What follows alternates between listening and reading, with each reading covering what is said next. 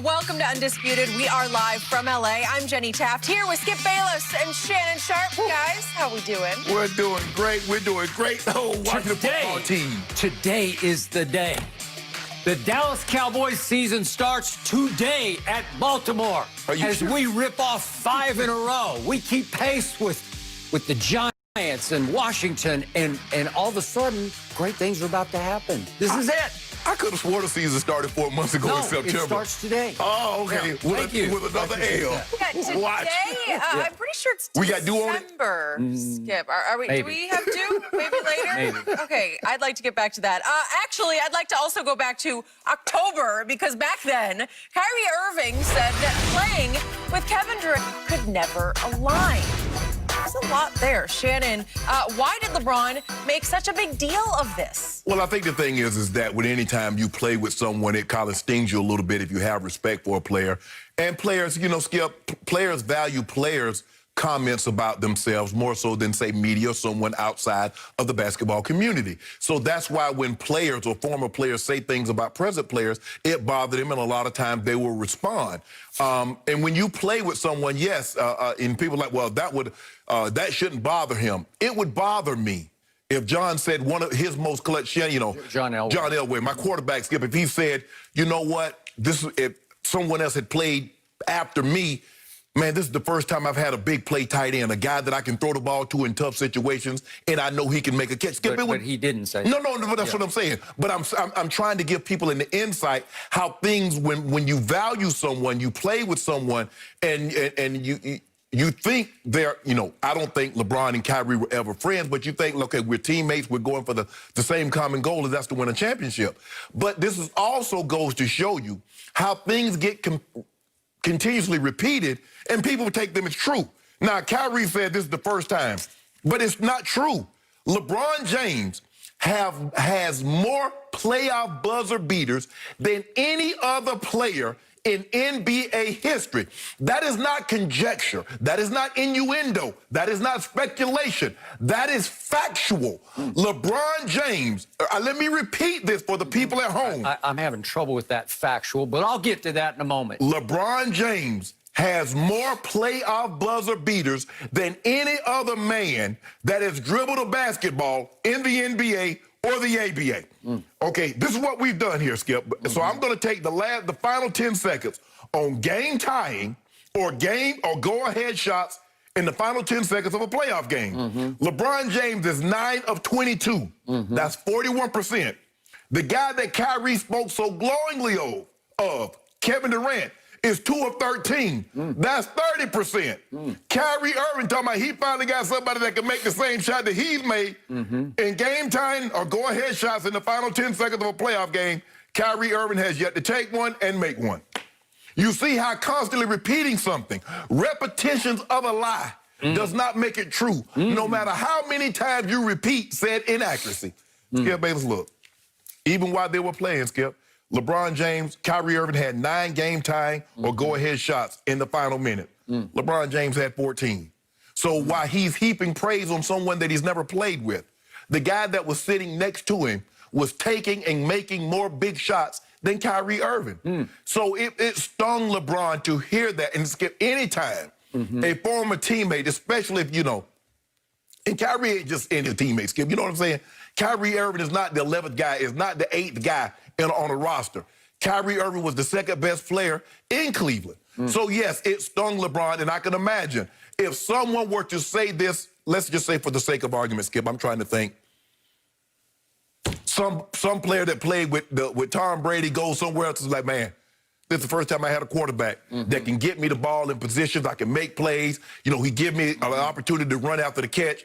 That would bother Tom, especially if... But that didn't happen. Skip, go ahead, Skip. Well, it just did happen. I'm trying to tell people, see, what you want to do is try to say, well, LeBron James is sensitive. I'm telling you, if Stephen A. Smith has said something, if Shannon Sharp were to say something about Skip Bayless, you won't let on. You can put on this turf persona, but Skip, I know a different side of you. But so this notion, Skip. They didn't. Right? He did say this. Aren't you a little surprised that he's still so stung by this? Skip. It's 2 months later, and he just unloads. Skip, Aren't you a little surprised? No, Skip, you're a little surprised. I'm not surprised, Skip. This is Skip. He said this. He was on the podcast. So you would have preferred him respond immediately? Unfortunately, in October, LeBron James was winning the title while Kyrie Irving had his butt rehabbing. There's the difference between the two. And even though at all the great big shots that he could take and make, he has yet to take and make big shots outside of Cleveland. So let's get this straight here, and then I'm going to let you have it. Before LeBron got back to Cleveland, Kyrie Irving was in the lottery every single year. He was. After Kyrie Irving left LeBron James, his teams played better once Kyrie Irving was injured and had moved on. That's fact. Look at what happened with the Brooklyn Nets once Kyrie Irving got hurt. Look at what happened with the Boston Celtics once Kyrie Irving left and was injured. True. That's fact. And fact also that Kyrie made the shot that won LeBron a Game 7 and a championship in a 3-1 comeback against Golden State. Am I right? So what happened? So let me ask you a question. If LeBron don't hit that shot in Cleveland against Chicago, Well, but this was Game 7 at Oracle. We might not even get to a Game 7. Who made it? We might not get to a Game 7 if he doesn't hit that shot in Chicago. Okay. Okay. Oh, now it's just okay. Well, I mean, that's just silliness, but whatever. Why is it Skip? It was 1-1. However you want to spin this. Skip, it was 1-1. Okay. All right, it is my turn. First of all, my first comment is LeBron needs to get his own podcast because he keeps dropping bombshells on Road Trippin' podcast, right? He has the shot. Okay. Well, but why does he keep going on with RJ and Allie Clifton and Channing Frye? Yeah. And it seems like every time he goes on, he's very calculated, obviously premeditated, and he wanted to express himself on this issue. And I'm sure they were prepared for him to unload on this on their podcast. And I'm like, why are you doing it on theirs? You should make your own podcast, right? He has Uninterrupted. He has the shop. Why wouldn't you save this for the shop then? Why would... The shop is going to be a minute before he starts shooting that again, or he's already put that in the can. Well, but here's the thing. Like you said he's the most intriguing athlete going today. So it's every day it's something with LeBron. So we actually had 2 other LeBron stories from yesterday from the media session he did, and we are not able to get to them today because this one just transcended. Right. And we need to really look at this one hard a couple of times so we don't have room for LeBron talking about his whole goal is to play with his son or against his son in the NBA. Oh, we also missed that one. We talked about the Clippers were talking that you-know-what. Okay. But we'll get to that one sooner or later. It's every day. It's something with the king. He's LeBron. He is the most interesting man, not just in sports, in the history of sports. There's never been anything like this man and it's not always premeditated. He just has a force field around him in which news just seems to ooze from his pores. Correct. It's something every day. Correct. Okay, so help me out here. Okay. This man just won a championship. Yes. This man, you say, is the GOAT, even beyond Michael Jeffrey Jordan in Chicago. Yes. And yet, here he is 2 months later, and this pushed the deepest button in him.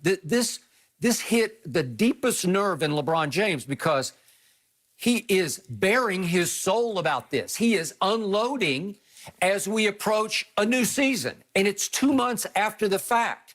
And he's going on and on about how even during the finals, it shook him up so much that he requested during the finals that somebody who works with or for him had to go get the transcript of this just so he wanted to read it. He wanted to make sure that they didn't take snippets, you know what I'm saying, Skip? Because sometimes you just splice it and you just take this. So let me get the transcript so I can actually hear what was said, how it was said, and how the subject was broached. So now, Skip, I got everything. I can just look at it like, oh, you said, so you did say that. It wasn't cut and splice and... Okay, all right. So he carefully went over this. Yes, he did. He digested it, and now he is regurgitating all of it. Yes. To what end? I don't know. What is the point? Because who cares what Kyrie Irving says? They're not teammates anymore. And Kyrie made it crystal clear when he walked out the door on LeBron in Cleveland, he did not want to play with LeBron anymore. So you gush on and on about how much you love this kid and you wanted him, which is just baloney. He said, I always wanted to see him be the MVP of our league. Not when he was playing with LeBron did he want to see Kyrie be the MVP. Skip, I'm sorry. Stop it. I call BS You on do that. know the last year, Kyrie took more shots than LeBron, right? Okay, that's fine. But the point was, there's no way he wanted him to be the MVP or that he loved him like a little brother. I'm sorry, I don't buy it. So you got a problem with LeBron bringing that up. But I noticed, you know what, Skip? You had no problem when Michael Jordan brought his high school coach and ridiculed him that you cut him. He brought the guy that made the team over him 25 years later. He brought him out there and embarrassed him. He brought what does that have to do with this? But my question is, why was he regurgitating it 25 years later? If you got a problem with 2 months, you damn sure should have a problem with 25 years. Okay, but that was his Hall of Fame acceptance What speech, difference and does he it wanted make? to call out everybody.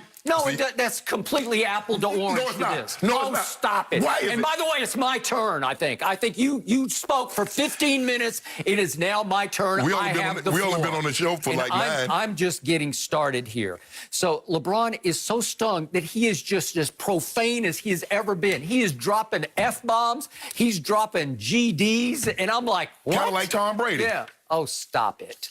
Yeah. Oh, this is LeBron. At least Tom doesn't have an I Promise school. I feel sorry for What does that have to do with it?